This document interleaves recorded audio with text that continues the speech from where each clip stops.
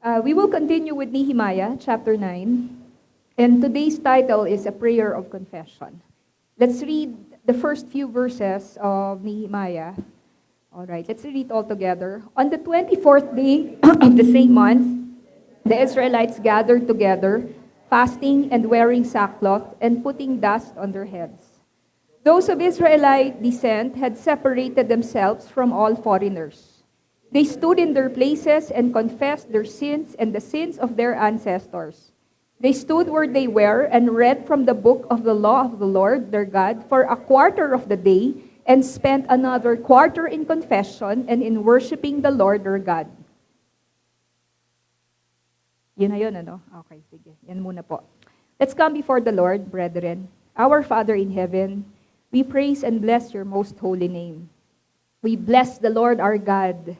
We bless your glorious name, Lord. Be exalted, Lord, above all blessing and praise, as Nehemiah 9 says, Father God. Maraming pong salamat. This day is yours, Lord Jesus.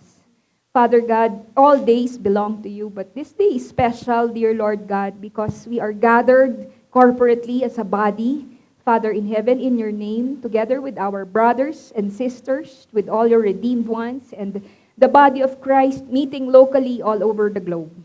Father in heaven, we commit to you, Lord, the hearing of your word and the preaching of your word. We pray for your grace to uphold us. Indeed, O Lord, mangusap po kayo at patuloy po ninyo, Lord Jesus, na isanctify ang inyo pong katawan. Father God, dalangin namin, Lord God, that your truth, Lord, will continue to sanctify each one's life. And truly, Lord, we know that there's no accident, for you have brought, Lord, first-timers here in our midst, visitors, O Lord. And thank you, Lord God, for your grace. Truly, Lord God, you are speaking and you are going to reach out to their hearts.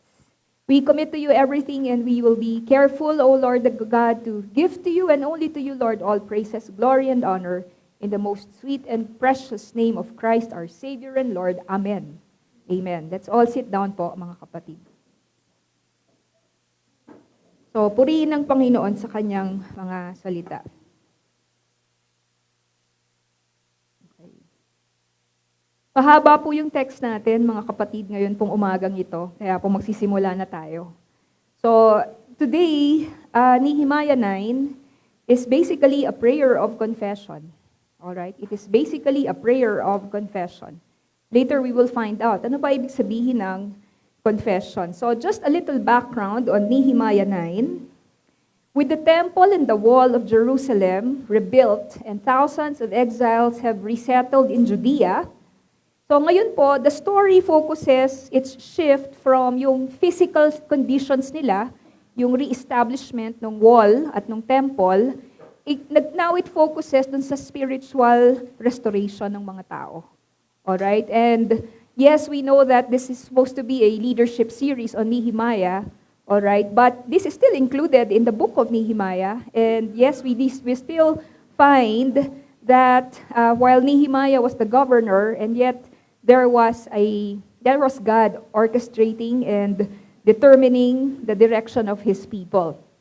So we were gone for I wasn't able to preach for 2 Sundays. But if you still remember, yung last message po natin 2 Sundays ago was Revival in the City. Do you remember? Okay. So, that was Nehemiah chapter 8. At dun po sa Nehemiah chapter 8, dun po naka-record yung they read God's law and the joy of the community to know the Lord's law and to obey the Lord's law. In fact, that was where we got the phrase, the joy of the Lord is my strength, if you remember po. So now we go to Nehemiah chapter 9. So, while Nehemiah 8 was joyful and they were feasting and they were still listening to God's word, pero pagdating dito sa Nehemiah 9, there is a confession and mourning over sin. Okay? There was a confession and mourning over sin. So, from Nehemiah 9, pagdating natin sa Nehemiah 10, which we will look at next week, we will find the renewed commitment to obedience. Alright? The renewed commitment to obedience in Nehemiah chapter 10. So, next week na lamang po yun. So, ngayon dun lang muna tayo sa prayer of confession. Okay? So, if you notice dito sa first portion po, sa first verses po natin, you will notice that God's word brought conviction again to their hearts. Nehemiah 9 says, sila po ay nag-fast, they wore sackcloth and put dust on their heads. So those were traditional signs of mourning. Okay? So those things were traditional signs of mourning. And it also says here in this passage that they separated themselves from all foreigners. Anong ibig sabihin po nun? Well, it would involve at least avoidance of marriages with non-Israelites. And then it says they stood in their place and confessed their sins and the sins of their ancestors. All right? So that is why the whole paragraph or the whole chapter is about confession. Now, let me just turn you for a while to 1 John chapter 1 verse 9. In this verse it says, if we confess our sins, He is faithful and just and will forgive us our sins and purify us from all unrighteousness. All right? If we confess our sins, He is faithful and just and will forgive us our sins and purify us from all our unrighteousness. Now, mga kapatid, ano po ba ang confession? No? Confession is admitting and owning up to our sins. That's what confession means. No? Tingnan nyo nga yung katabi nyo, gising ba? Okay? Confession means, okay, admitting and owning up to our sins. So, pag tayo po ay nagko-confess, ang ibig sabihin po noon, we do not try to hide, rationalize, or justify what it is that we have done. When we are confessing, we are admitting and owning up to our sins. Tinatanggap natin na nagkamali tayo. So, dito po, the Jews already made sacrifices because of the Day of Atonement. Nag-pass na po iyon. But those sacrifices were not enough. Confession was necessary if they are to be genuine in their repentance. Kailangan may confession talaga, mga kapatid. Hindi po pwedeng nagsasacrifice ka, pero wala pong confession. Alright? Sabi nga po ni Neil Anderson, doon sa kanyang librong The Bondage Breaker, confession is not saying, I'm sorry. Okay? Confession is not saying, I'm sorry. It is openly admitting, I did it. And that's one of the hardest things to do. It is to admit and to own up to what you've done until there is justification, until you are defensive, until you are rationalizing. You're not really repenting. You're not really confessing until there's justification, until there is a genuine confession of sin. So yun po yung totoong meaning po ng confession. For example, when you say sorry to your friend, you cannot just say, friend, I'm sorry. Your friend will ask, bakit ka nagsusorry? Ano ba ginawa mo? Hindi mo po pwedeng sabihin, basta, sorry. Okay? Anong sasabihin ng friend mo? Hindi kita maintindihan, hindi kita ma-forgive. Kasi hindi mo naman sinasabi kung ano ba yung ginawa mo. Brethren, it's not genuine repentance when you cannot verbalize what you did. Okay? It is still pride. And it will hinder your restoration. Okay? It will hinder your restoration. So, for our flow today po, we will find the outline goes this way. The first one is praise. This is the prayer of confession. And the second one is the recounting of their history.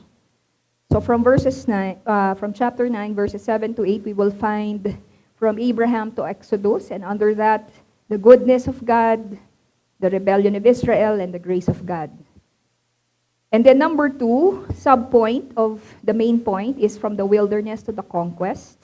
That is from 19 to 27. And under that, you will find again the goodness of God, the rebellion of Israel, and then the grace of God. So there's a cycle. And then the third part of their history is from kingdom period to exile. That's from verses 28 to 31. And lastly, the last main point is a plea to God for intervention. So tingnan muna po natin, the prayer of confession began with praise. In verse 5, it says, and the Levites, Jeshua, Kadmiel, sorry, hindi ko na-including part na to. Bani, Hashabniah, Sherebiah, Hodiah, Shebaniah, and Pethahiah said, stand up and praise the Lord your God who is from everlasting to everlasting. Yun po yung reason kung bakit pag nag-praise and worship tayo, mga kapatid, tumatayo tayo. Nakakita na ba kayo ng church na pag nagpe-praise and worship, nakaupo? Hindi, di ba?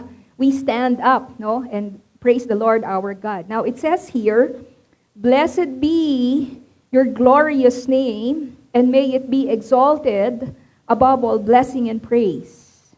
You alone, our God, are the Lord. You made the heavens, even the highest heavens, and all their starry host, the earth and all that is on it, the seas and all that is in them. You give life to everything, and the multitudes of heaven worship you. Why should we begin prayer of confession first in praise? Actually po, kahit sa anong klaseng pananalangin, dapat nagsa-start muna tayo sa praise.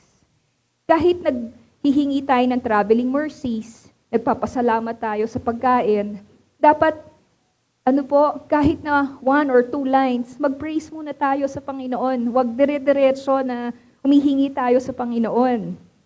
Sometimes po, we are so comfortable with God, but we oftentimes forget that we are approaching the Almighty God.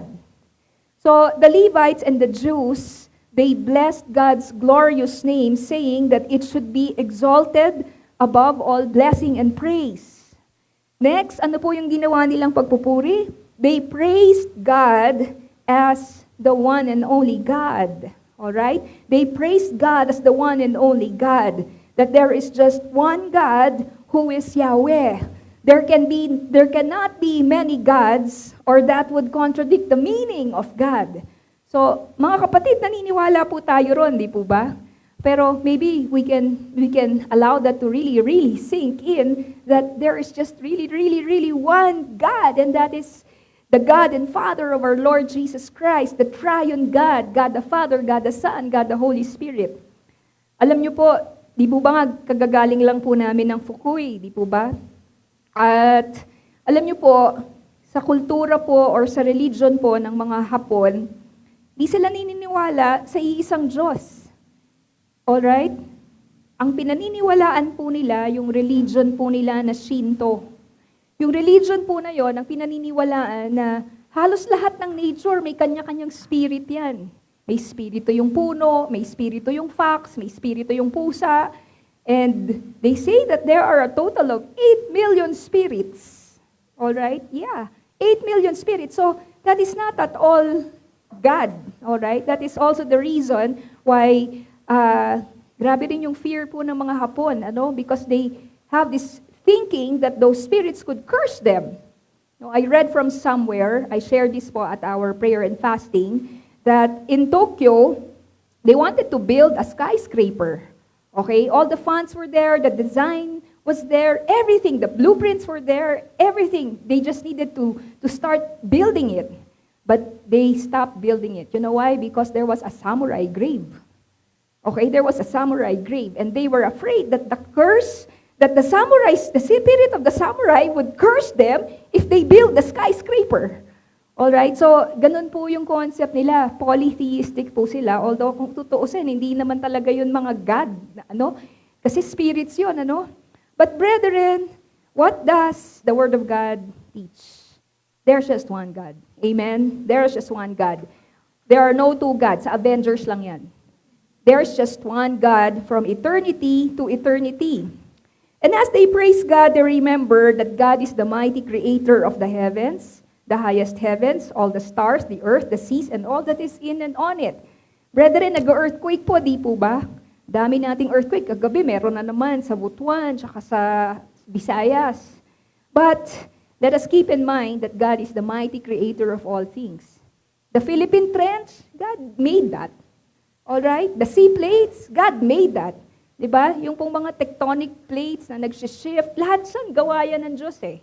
Lahat yan po ay creation po ng Panginoon. And He is the one who is ultimately the one who holds all things. So brethren, everything in creation exists because God caused their existence, but nothing caused God. Okay? Nothing caused God.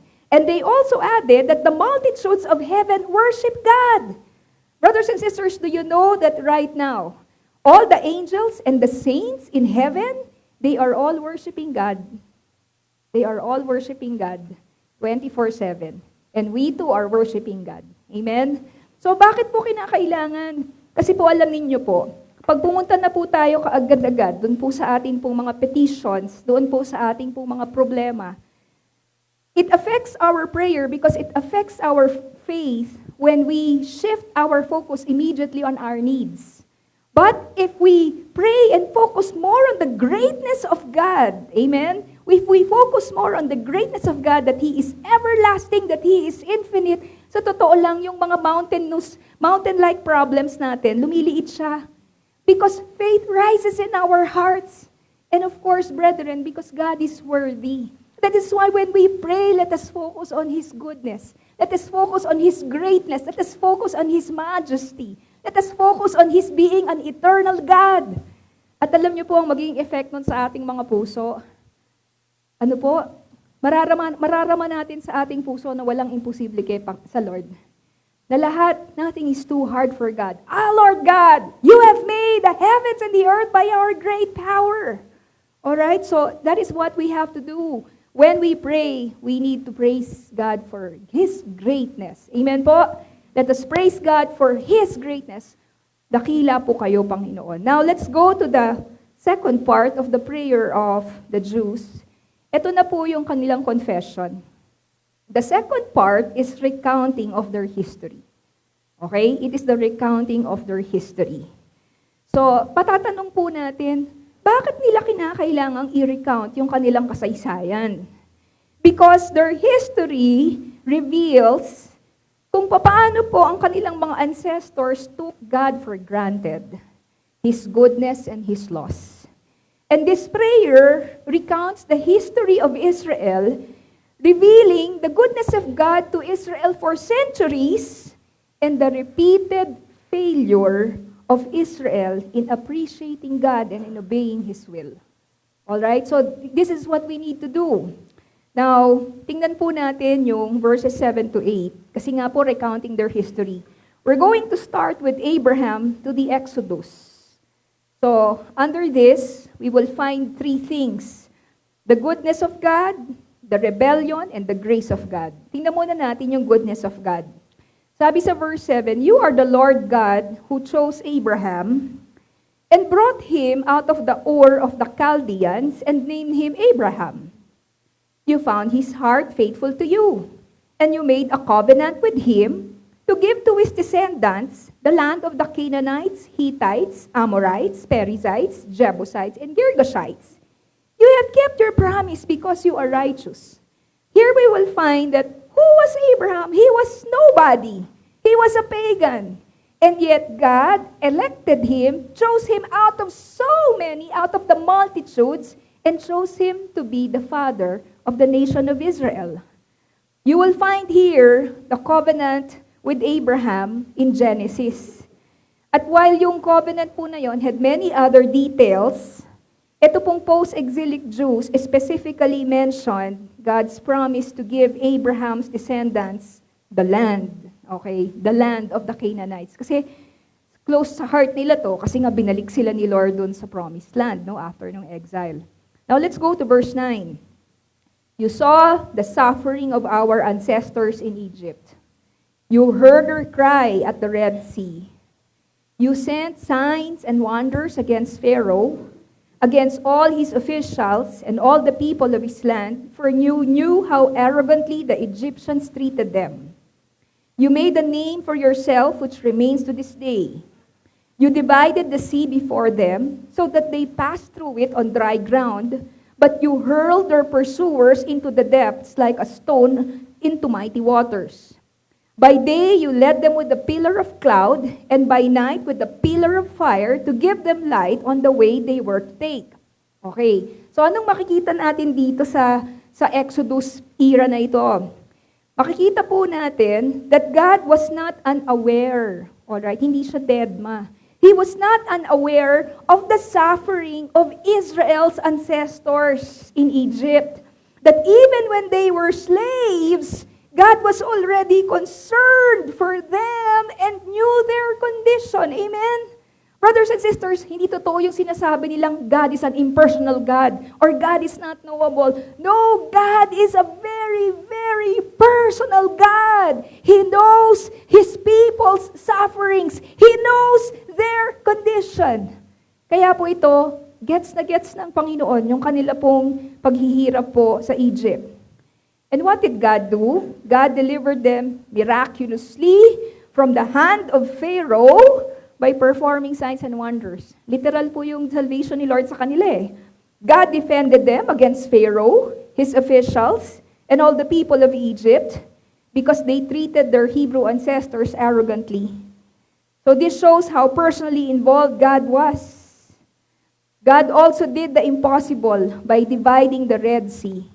Kasi po, the Israelites, they fled from Egypt, and then they encountered a huge obstacle right in front of them, which was the Red Sea. While behind them were the armies of Pharaoh chasing them. So, paano sila ililigtas ng Diyos? Okay? Paano sila ililigtas ng Diyos? Sa likod, chariots of Pharaoh. Sa harapan, dagat. Paano yun? So, ano na sila, di po ba? Cornered. Pero hindi naman mahirap sa Diyos yun. E di bubuksan ni Lord yung dagat, ganun lang ang gagawin niya. Ganun lang kailangan niyang gawin. It just say! Diba? It just say! So, grabe po ito. God simply divided the Red Sea so that the Israelites passed through the Red Sea on dry ground with walls of water on both sides. Okay? As for their enemies, God drowned them. Alam niyo po, up to now, Christian archaeologists would find corals, alright, beneath the Red Sea. Ano po yung corals na yon? They are shaped like the wheels, alright, of the Egyptian chariots. Kasi any kind of foreign material embedded po sa sea, after some time, dinidikitan nyo ng mga, nagiging corals yon, dinidikitan nyo ng mga corals. No? So, it just proves na talagang totoo itong nangyari pong ito. After crossing the Red Sea, God never left their side.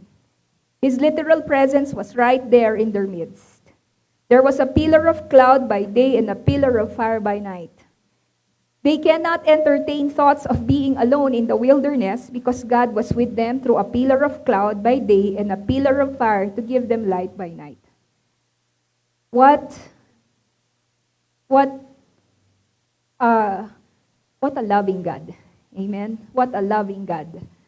That maybe they would feel alone and afraid. They were in the wilderness, but God made sure that they would see His presence literally through that pillar of cloud and that pillar of fire. So pagdating po sa verse 13, you came down on Mount Sinai. You spoke to them from heaven. You gave them regulations and laws that are just and right, and decrees and commands that are good. You made known to them your holy Sabbath, and gave them commands, decrees, and laws through your servant Moses. In their hunger you gave them bread from heaven, and in their thirst you brought them water from the rock. You told them to go in and take possession of the land you had sworn with uplifted hand to give them. So dito naman po, anong makikita natin? God even went down to Mount Sinai to speak to them. Their ancestors were a bunch of ex-slaves. Ngunit, binigay ng Diyos sa kanila pong ancestors na dating mga ex-slaves ang kanya pong mga utos, ang kanya pong mga laws, for them to learn how to walk in holiness. Okay? So, God was transforming them from being a bunch of rowdy slaves to a nation that was holy, a nation that was loved and disciplined, a nation that was special unto God. These laws were not just right and just, but these laws were for their good. Hindi sila pampapahamak kung susundin po nila ang mga utos na ito. These laws were meant to make them holy, not like their pagan neighbors, and blessed them. As to their physical needs, God gave them bread straight out of heaven. Kasi wala namang hurno doon. Wala naman dong wheat, wala namang bakery. Wilderness po siya. Again, God did the impossible. Every morning, it fell out of heaven from nowhere, bread called manna to sustain them. And while there was no water in the wilderness, again, that God did the impossible. Yun pong bato, pinukpok ni Moses. Actually, hindi nga niya, sabi nga ni Lord, wag mong pukpukin, di ba? Kausapin mo lang. Ano po? It unleashed lots of water. God was not intending to keep them in the wilderness, however, forever. God had a plan for them. Kasi sabi rin sa last part, di po ba? Sabi dun sa last part, you told them to go in and take possession of the land. Bakit po? Ang plano ng Diyos, hindi sila manatili doon sa disyerto. Ang plano ng Diyos is for them to be settled in the promised land. Okay? For them to be settled in the promised land. And God commanded them to go in and take conquest of the land because He promised them that with His mighty hand, He would give that land to them. So hindi po sila kinakailangang manatili doon po sa wilderness. Ang plano ng Diyos was to settle them. So, saan ka pa? Kung ganito ang ating Panginoon, mga kapatid, saan ka pa? Ika nga nila, di ba? Saan ka pa? Ang bait-bait ng Diyos. Mula umpisa hanggang dulo, ginawa niya na po ang lahat. But in verses 16 to 17, we find the rebellion of Israel. Sabi po sa verse 16, but they, our ancestors, became arrogant and stiff-necked, and they did not obey your commands. They refused to listen, failed to remember the miracles you performed among them. They became stiff-necked, and in their rebellion appointed a leader in order to return to their slavery. What can we find here? In response to everything that God did, Israel was not humble. Israel was not thankful as they should have been. Instead, they behaved ungratefully and rebelliously towards God. Brethren, how do we react to the goodness and grace of God? As for the Israelites, they responded ungratefully. They responded pridefully. That even with all the love and tenderness of God, they responded, to spite God. They rebelled against God. So ito pong section na ito, actually ito yung makikita mo sa Exodus 32 when they complained na ang tagal-tagal daw ni Moses bumalik. So sila po ay nag-worship ng isang golden calf. Si Aaron, yung kapatid ni Moses, nag-sculpt siya ng golden calf at sabi niya, Israel, ito yung Diyos ninyo na nag-release sa inyo from Egypt. So the Israelites committed idolatry. Okay? They committed rebellion. They worshiped this golden calf and gave glory to this calf. So instead of worshiping the Creator, they worship a creature. All right? They worship the material things. Now, in verses 17b to 18, we find the grace of God. Ano po ang sabi dun sa history nila? But you are a forgiving God, gracious and compassionate, slow to anger and abounding in love. Brethren, do you know what faith is all about? Faith is trusting who God is. Faith is trusting in the word and the promises of God because He is true and faithful. Kaya po, very, very important, kilala natin ang Diyos. Therefore, you did not desert them, even when they cast for themselves an image of a calf and said, this is your God who brought you up out of Egypt, or when they committed awful blasphemies. Unbelievable. Amazing our God. The Israelites have seen the miraculous deliverance and provision of God. Yet despite that, they outrightly rejected God and turned into idolatry. But here, in these verses, it emphasized that God's character is that He is a forgiving God. Amen po? He is a forgiving God. Naniniwala po ba kayo that God is a forgiving God? He is a forgiving God.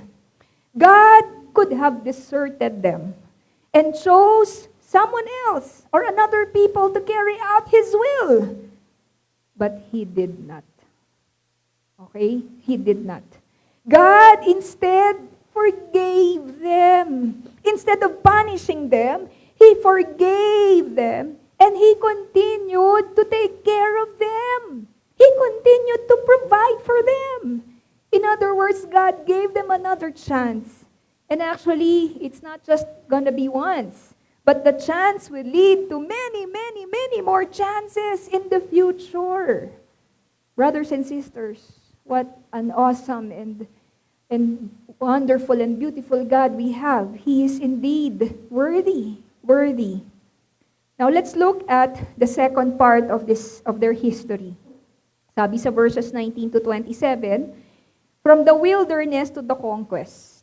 Okay, so again, balik na naman tayo sa goodness of God. Okay, 19 to 25. Because of your great compassion, you did not abandon them in the wilderness.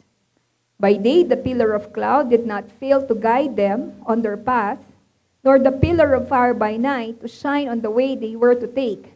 So kahit na silaktan ng kalooban ng Diyos, nandun pa rin si God. Kahit na sinaktan nila ang puso ng Panginoon, nagrebelde sila, pero hindi po sila iniwanan ng Diyos. Tinuloy-tuloy pa rin ng Panginoon ang pag-aalaga sa kanila.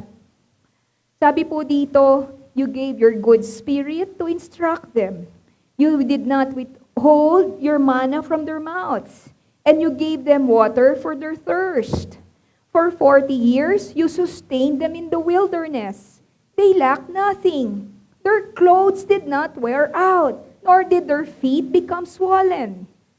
Brethren, even those little things, ang tagal lumuma ng damit nila, ang tagal mapudpud ng mga sapatos, biro mo yung 40 taon na nilang ginagamit, hindi nasisira. Kahit doon, makikita mo na grabe ang Diyos. Now, I want to focus you a bit doon sa isang word na paulit-ulit na ginagamit dito sa recounting their history. And you know what that word is? It's the word give. Okay, it's the word give. It is used at least 16 times in this chapter. And why? Because God is indeed the giving God. God delights in meeting the needs of His people. God gave Israel a land. He gave them His laws. He gave them the ministry of the Spirit. He gave them food and water. He gave them deliverers. He gave them victory. Uy, grabe! Kaliwat kanan. Walang ginawa ang Diyos kundi magbigay. Nakikita niyo po ba yun sa inyong mga buhay? Na ang Diyos ay wala nang ginawa kundi po magbigay. Amen po!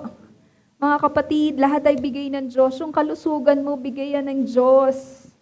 Okay? Sometimes, hindi na nga po kasi natin nabibilang yung atin pong mga blessing. Hindi natin nabibilang yung kabutihan at pagpapala at katapatan ng Panginoon. Pero, yun na nga nagiging like Israelites tayo, we become ungrateful. Ang nafo-focus po tayo ron sa blessing, hindi na po sa Panginoon. But here we will find that is what God kept doing to them. He kept giving to them despite that they were not worthy. In verse 22, it says, eto, grabe ito, you gave them kingdoms and nations. Ba, ginawa nitong mga taga-Israelites na to? Binigyan pa sila ng Diyos ng teritoryo. Kingdoms and nations, allotting to them even the remotest frontiers. They took over the country of Sihon, king of Heshbon, and the country of Og, king of Bashan. So, ibig sabihin, ano po ito Aktual ng mga bansa noon na kanila pong na-conquer. You made their children as numerous as the stars in the sky. Pinarami sila ng Diyos. And you brought them into the land that you told their parents to enter and possess. Their children went in and took possession of the land. You subdued before them the Canaanites who lived in the land. Mind you, these Canaanites were warriors. They were giants, no? They were experienced when it comes to war. The Israelites were not. But God subdued them. Tapos sabi po rito, to deal with them as they pleased. They captured fortified cities and fertile land. Wow, it was victory after victory. They took possession of houses filled with all kinds of good things. Wala silang pinaghirapan. Wala silang pinaghirapan. nakamkam nila ito nang wala po silang ginawa. Wells already dug, vineyards, olive groves, and fruit trees in abundance. They ate to the full and were well nourished. They reveled in your great goodness.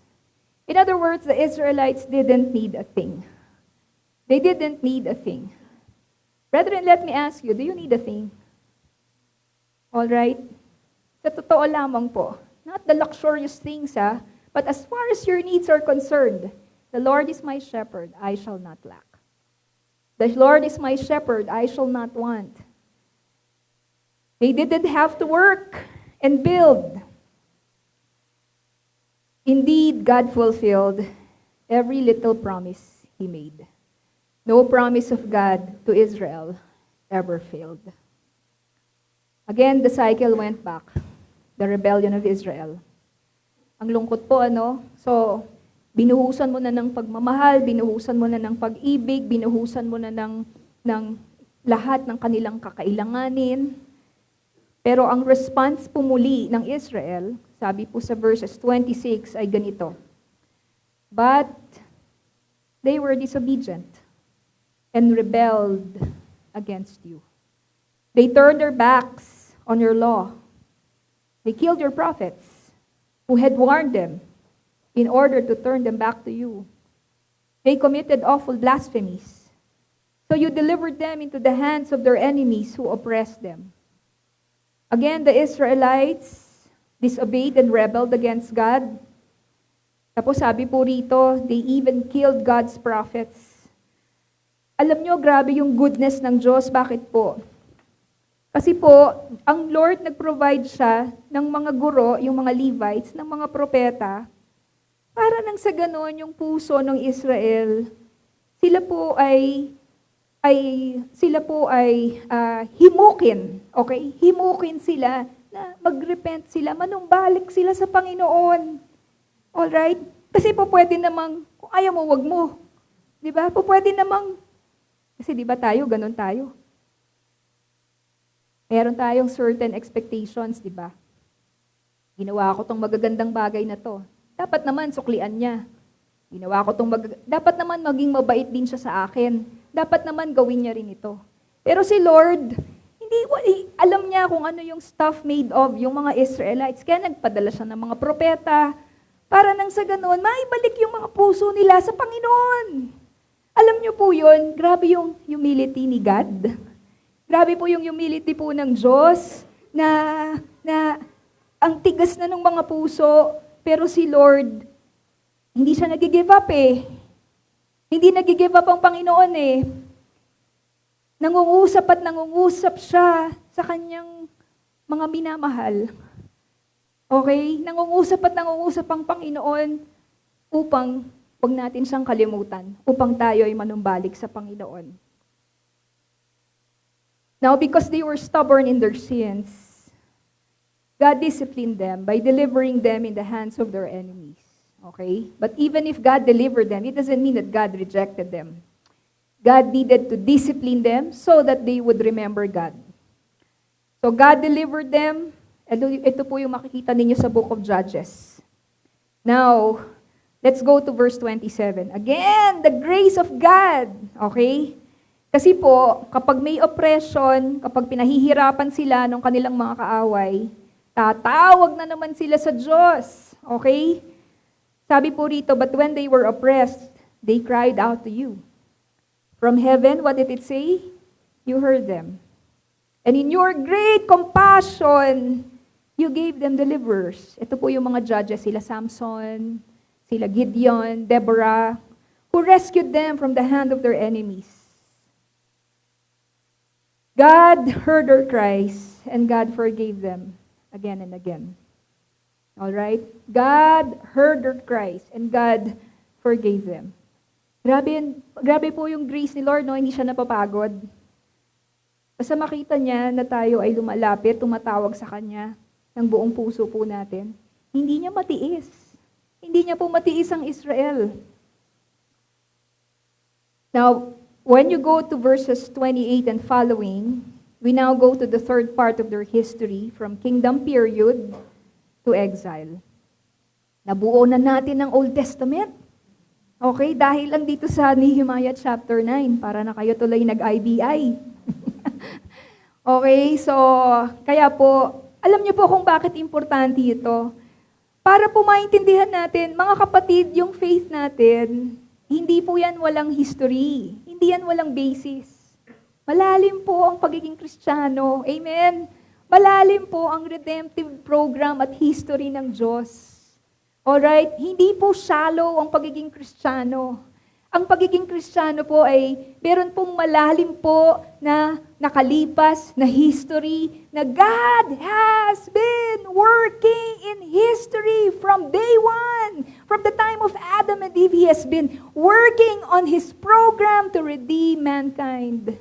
And He begins by choosing Israel as His vessel, as His chosen nation that would ultimately bless the world by the birth of our Savior, our Lord Jesus Christ. So in verse 28, but as soon as they were at rest, okay? As soon as they were at rest. Pag nawala na yung mga kaaway, nawala na yung crisis, they again did what was evil in your sight. Then you abandoned them to the hand of their enemies so that they ruled over them. Ito, medyo nag-jump na tayo. Tinalunan na natin yung mga kings of Israel and Judah. And when they cried out to you again, you heard from heaven, and in your compassion, you delivered them time after time. So this was the continuous cycle of the Israelites, that as soon as they were at rest, they did evil again. When God abandons them, and their enemies rule them, they cry out to God again, and God always in His compassion delivered them time after time. Dito makikita po natin na hindi sila natitiis ng Diyos. Napakalambot at ubod ng maawain ang Diyos sa Israel. Nakakapagod yung ginawa nila sa Diyos, ngunit ganun talaga ang katapatan ng Diyos sa Israel. Kayo po ba, nararamdaman nyo ba yun yung para kayo napapagod sa sarili nyo? Napapagod kayo dahil paulit-ulit kayo sa inyong mga ginagawa. Ako meron akong ganun di ba? Na parang napapagod ka dun sa mga ano mo. Imaginein po ninyo, paano pa po kaya ang Panginoon? But we find that God never tires. He never tires in forgiving. He never tires. Kanina sabi ni Sister KJ, thank you for patiently pastoring or shepherding us. Si Lord lang yun. Okay, si Lord lang yun. Kasi, of course, I still find myself na challenged, Challenged, if not for the grace of God, Pero yun na nga po, we need to always look to the Lord for us to bear that fruit. Verse 29, let's continue. You warned them in order to turn them back to your law, but they became arrogant and you disobeyed your commands. They sinned against your ordinances, of which you said, the person who obeys them will live by them. Stubbornly, they turned their backs on you, became stiff-necked, and refused to listen. For many years you were patient with them. By your Spirit you warned them through your prophets. Yet they paid no attention, so you gave them into the hands of their neighboring peoples. Ito po pala yung sinasabi ko, itong neighboring peoples, Assyria and Babylon na ito. But in your great mercy, you didn't put an end to them or abandon them. For you are a gracious and merciful God. Alright? God did not only deliver them when they would call to God, but God also provided them with prophets to warn them, to teach them, so they would go back to the law. But instead, yung puso po nila arrogante. Yung puso po nila kept disobeying the commands of God. Ayaw nilang makinig. Instead, they just kept sinning and sinning and sinning. It says in verse 30 that for many years, God was patient with them. This wasn't just a few decades. Friends, Israel sinned and abused God's mercy and patience for centuries. For centuries. Because God covenant states that if they won't repent after so many attempts to call their attention, wala nang choice Kailangan na po silang, ito na, kumbaga, the straw that broke the camel's back. Ika nga, ito na yung, wala nang choice si Lord. They were now, They were now conquered. They were now invaded by their enemies, Assyria and Babylon. In verse 31, it says, "But in your great mercy, you did not put an end to them or abandon them, for you are a gracious and merciful God." Alam niyo po yung nangyari rito? Kasi po, the Lord preserved a remnant. Assyria came, Babylon came, and then Babylon took Jewish exiles to Babylon. Pero sabi ng Diyos sa kanila, huwag kayong mag-alala, after 70 years, hindi kayo forever dyan sa Babylon, makakabalik kayo saan? Sa Judah. Makakabalik kayo dun sa lupain na ibinigay ko sa inyo. Yun po yung reason kung bakit may Nehemiah. Okay? Kasi nakabalik ngang talaga sila after 70 years. God did not put an end to them. You know why? You know why God did not put an end to them? God did not put an end to them because God wasn't finished yet with them. Because God was still going to fulfill His promise of sending our Lord Jesus Christ, who was going to be born a Jew. Okay? God has not yet abandoned them because God will fulfill His word. He will fulfill all His prophecies. He will fulfill all His promises for our redemption. So after 70 years of Babylonian captivity, God restored them back to their land. Now let's go to the last portion of this chapter. A plea to God for intervention. Okay, verses 32 to 37. "Now therefore our God, the great God, mighty and awesome, who keeps His covenant of love, do not let all these hardships seem trifling in your eyes. The hardship that has come on us, on our kings and leaders, on our priests and prophets, on our ancestors and all your people from the days of the kings of Assyria until today. In all that has happened to us, you have remained righteous. You have acted faithfully while we acted wickedly. Our kings, our leaders, our priests, and our ancestors did not follow your law. They did not pay attention to your commands or the statutes you warned them to keep. Even while they were in their kingdom, enjoying your great goodness to them in the spacious and fertile land you gave them, they did not serve you or turn from their evil ways. But see, we are slaves today, slaves in the land you gave our ancestors so they could eat its fruit and the other good things it produces. Because of our sins, its abundant harvest goes to the kings you've placed over us. They rule over our bodies and our cattle as they please. We are in great distress." So, ito pong Jewish remnant, yung post-exile Jews, they concluded their prayer of confession by once again humbly asking God for His divine intervention. Okay? So, lahat po ng yun na kanilang ni-recount sa history ng Israel, it gave them the faith to still approach God, to still humbly ask God, for His intervention. Just as God heard the cry of their ancestors, they were once again praying for God's merciful love. For even though they have returned to the land, kasi ito po ngayon yung sitwasyon nun, okay? Nakabalik sila, di ba, after the 70 years exile. Nakabalik po sila, but this time they were no longer there to be the masters. They were no longer there to rule Israel or Judah. They were now under Persia. Okay? Kasi na-defeat ng Persia ang ang Babylon. They were now under pagan kings and rulers. Sabi nga nung isa kong nabasa, siguro sabi ng Diyos sa kanila, kayo gustong-gusto niyo ng heathen, gustong-gusto niyo ng mga pagano. O sige, hayaan ko kayong i-rule kayo ng mga pagano. 'Di ba? In love kayo sa mga pagano. Di hayaan ko kayo naman ay pamunuan ng mga pagano. And that's exactly what happened. Now they were being ruled by pagans. Okay? They were back in the land, but they could not enjoy the land like they used to. Alright? They could not enjoy the land like they used to. Eat its fruit. Di po ba? Enjoy the land.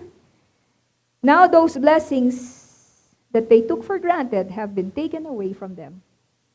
Okay? Now they have to work. And they have to pay huge taxes to the Persian kings. So mga kapatid, natapos natin yung chapter 9. Ngayon tingnan po natin, ano ngayon ang aplikasyon nito sa ating mga buhay? From this confession of the Jews of their sins, what are the things that we as a church can learn from it? Okay? Actually po, the church today, we can learn much from the experiences of Israel so that we do not commit the same sins. Alright?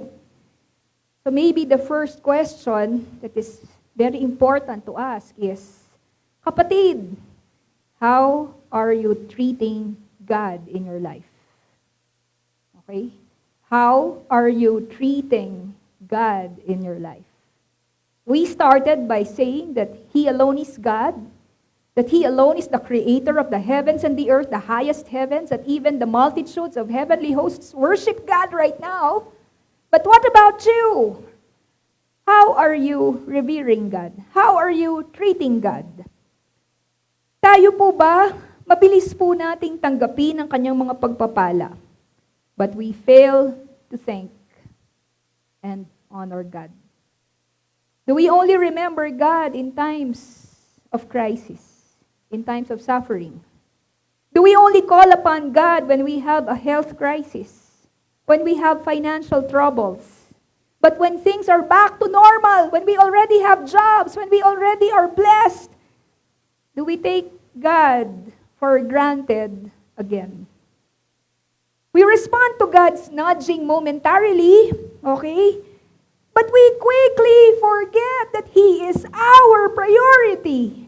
We quickly forget our vows, and then we return to our normal lives, kung saan ang Diyos nasa peripheral lang po siya. Wala po siya sa sentro ng ating mga buhay, ng ating mga puso. Kung saan ang ating puso ay dapat na nakasubmit.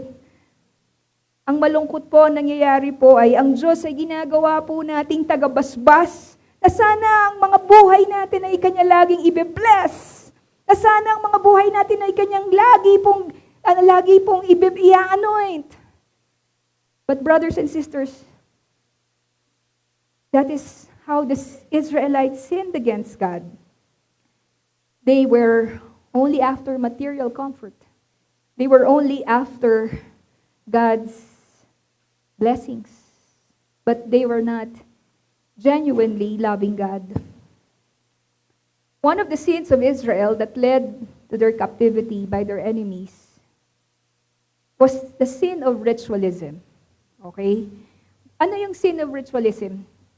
Alam natin ito kasi karamihan po sa atin, dati po tayong mga, di ba? Dati po tayong mga Roman Catholics. Yung ritualism po is doing things externally out of ritual and then thinking that we are going to be spiritually okay, but neglecting to truly obey God. Okay? So, for example, let me quote to you some verses from Jeremiah, kasi ito po yung study namin ngayon sa batch 4 Pero ang ganda-ganda kasi. Sabi dito sa Jeremiah 6, "Hear you earth, I'm bringing disaster on this people, the fruit of their schemes, because they have not listened to my words and have rejected my law." Tapos sabi sa verse 20, "What do I care about incense from Sheba, or sweet calamus from a distant land? Your burnt offerings are not acceptable. Your sacrifices do not please me." So possible pala yun. Possible pala yun na there are sacrifices, there are gifts given to God. But God is saying to these Israelites before they were exiled, "I'm not pleased. I'm not pleased with your tithes. I'm not pleased with your sacrifices. I'm not pleased with your offerings." Bakit daw po? When we go to Jeremiah 7, it says, "This is what the Lord Almighty, the God of Israel says, Go ahead, add your burnt offerings to your other sacrifices and eat the meat yourselves." Alam niyo, pag binabasa ko to, sabi ko, Lord, grabe ka kung magsalita ka. Alam niyo po yon, yung kumbaga po, tagos. Alam niyo po yon, na pusong-puso na lumalabas po yung hinanakit ng Diyos. For when I brought your ancestors out of Egypt and spoke to them, I did not just give them commands about burnt offerings and sacrifices. So sinasabi ng Diyos, hindi lang yun ang mga binigay ko at inutos ko sa kanila tungkol dun sa mga sacrifices ng mga hayop. Verse 23. But I gave them this command. And what's the command? Obey me! Obey me! And I will be your God, and you will be my people. Obey me! Brethren, pagising pa lamang po natin sa umaga. Pagising pa lang po natin sa umaga. Are we obeying the Lord? Are we obeying the Lord? We know what we ought to do when we wake up, right? We ought to pray. We ought to worship. We ought to meditate on His Word. But what do we do when we wake up? What do we do when we wake up? Do we surrender the whole day to the Lord? Do we ask what is His will? Do we say, Lord, be control over my day? We have to obey the Lord. Obey me, and I will be your God, and you will be my people. When it comes to our time, when it comes to sa ating panahon, sasabihin ba natin na yung panahon, yung oras ko, akin yan eh. Di yan kay Lord. So kung gusto kong gawin to, gagawin ko. Kung gusto ko tong unahin ko to. Brethren, that's not obedience to God. When we are obeying God, everything belongs to Him, including our time, including our lives, everything that we value, all our treasures, talents, resources, they are all committed for God. And what does it say? Walk in obedience. Kasi po, madalas ang mangyari, Lord, ito yung mga ambition ko Ito yung mga gusto kong mangyari, Panginoon. I-bless niyo po, Lord Pero, naisip mo ba kung yan talaga yung gusto ng Diyos para sa'yo? Lord, pagka-graduate ko, mag-a-abroad ako Lord, pagka-graduate ko, ito yung mga gusto kong career na pasukan Pero naisip mo ba kung anong gusto ng Panginoon para sa'yo? Naisip mo ba na susundin mo kung ano yung kalooban ng Diyos? Okay? Mga kapatid, kailangan tayo mag-obey. We can be doing things in the Christian life ritually, but at the end of the day, do we obey God in the little things of our lives? In the little and the big decisions of our lives? Are we obeying God? Walk in obedience to all I command you, that it may go well with you. Therefore say to them, this is the nation that has not obeyed the Lord its God, or responded to correction. Truth has perished. It has vanished from their lips. I do not know what God's dealings with you are right now, brothers and sisters. Maybe God is dealing with you with work. Okay? Maybe God is telling you, you are overworking yourself too much. Maybe God is telling you, you are making an idol out of your career already. What are you doing about it? Okay? Maybe you are making an idol out of your family, out of your children, out of your spouse. But do we keep doing it? Or do we once and for all say, Lord, I don't want to keep doing this. I'm going to obey you. Maybe we know that we are doing some hanky-panky pagdating po sa integrity, that we are stealing, that maybe we're lying, that maybe we are committing injustice. And we know it's not the will of God.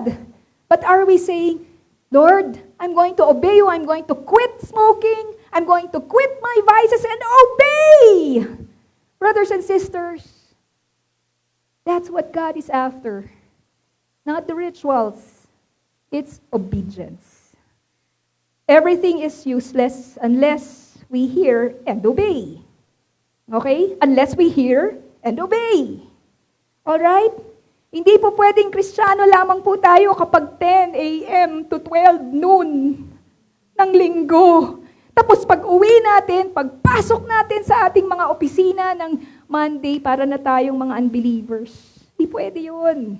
Hindi po pwedeng wala na, hindi na makita yung difference. Na Kristiyano po tayo. Alright? We do not teach for teaching's sake. Kaya po, lumilitaw yung aming mga, lumalabas yung aming mga ugat, yung aming mga litid sa pagtuturo. Bakit po? Nakita niyo po ba yung Matthew 28? Teach them to obey. Brethren, our teachings in this church, they're useless. Perhaps you like it, you're probably entertained or whatever, you gain knowledge, but it's all worthless unless we obey. The reason we teach is so that we will obey. All amen po? Because that's how you will know God. That's how you will grow. Amen? That's how you will grow in your relationship with God if you will obey. If it's just all here in the head, if it's just all here in the mind, there's no power. There are no miracles. There are no answered prayers. And your Christian life is stagnant. Your Christian life is like a wilderness. You're like in the Babylonian captivity. Bakit po? Because there's no obedience. Because there's no obedience. You have got to obey. There can be no substitute for obedience. Because you are missing the plan and the purpose of God for your life until you take God seriously. Mga kapatid, the joy of a pastor is to see you, the plan and the purpose of God working out in your life. Wala nang masasarap pa sa pastor na makita po yung buhay ng kanyang mga tupa, ng kanyang membro, na sila po, yung plano ng Diyos nag-unfold po sa buhay nila. Okay? For many centuries, God would oppress and discipline the Israelites by sending them enemies, famine, pestilence. But that was not the case forever. There came a time when nothing else but total devastation and captivity could work to discipline them. And so the Jews never again resorted to pagan idolatry after their exile. It was a sin they never committed again until Christ was born. Now question, are you still waiting for an Assyrian and Babylonian captivity to happen in your life before you will take your walk with God seriously? Kasi dumating yung point, wala nang choice si Lord eh. They were incorrigible. Hindi mo na sila makorek. Napakatigas ng ulo nila. And the only way na po pwede mo silang madisiplina is that Babylonian and Assyrian, is that the Babylonian captivity. Siguro dagdag ko lamang po na incentive kung bakit po dapat nating seryosohin ang buhay Kristiyano natin. Kasi po, unlike the Jews, hindi na po tayo belong to sa Old Covenant eh. Alam niyo po, hindi na po tayo kabahagi ng Old Covenant now. It's about rule keeping so that God is going to keep His covenant with us. God has already given us yung tinatawag na New Covenant. And in the New Covenant, He already gives us the power to obey. Amen? He now gives us the power to obey. Yung sa Old Covenant, meron silang mga laws, meron silang commandments, pero wala pa si Christ nun eh. Ngayon dumating na si Christ and God gives us His Spirit. Jeremiah 31 tells us, I will put my law in their minds and write it on their hearts. Kristiyano ka ba? Alam mong Kristiyano ka? Kasi si Lord buhay sa puso mo. Yung mga salita niya naalala mo. Amen po. Alright?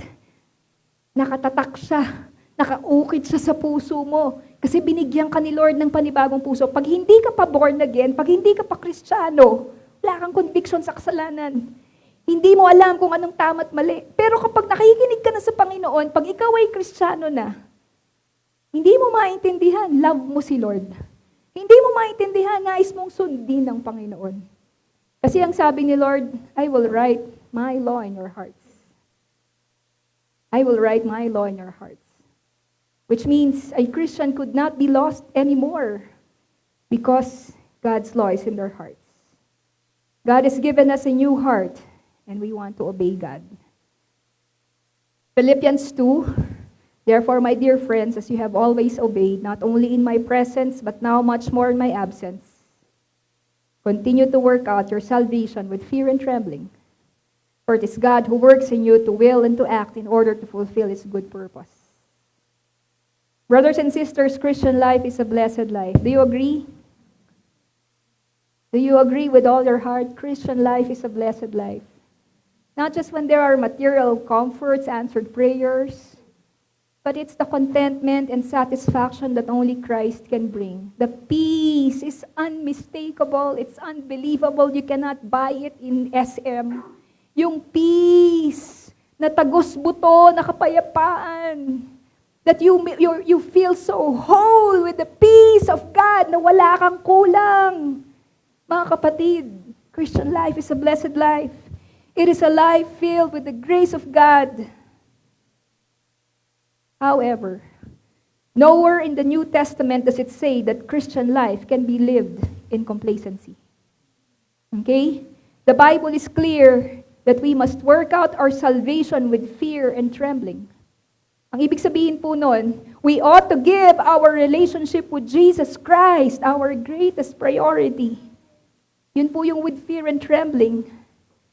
Much is expected of New Testament believers because God is already at work in our hearts to will and to act to fulfill His will. Amen. God is at work in our hearts to will and to act. Ibig sabihin po nun, ang Panginoon, siya po ay nananahan na sa puso po natin.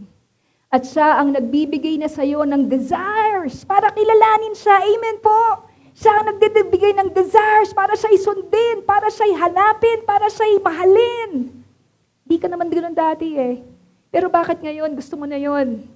Si Lord John, He gives you the will, the desire to will, and the power to act according to His good purpose. That is why it says, work it out with fear and trembling. Because God is working in your life. God is working out in your hearts. Tayo po lahat ay tumayo, mga kapatid. Let's all come before the Lord.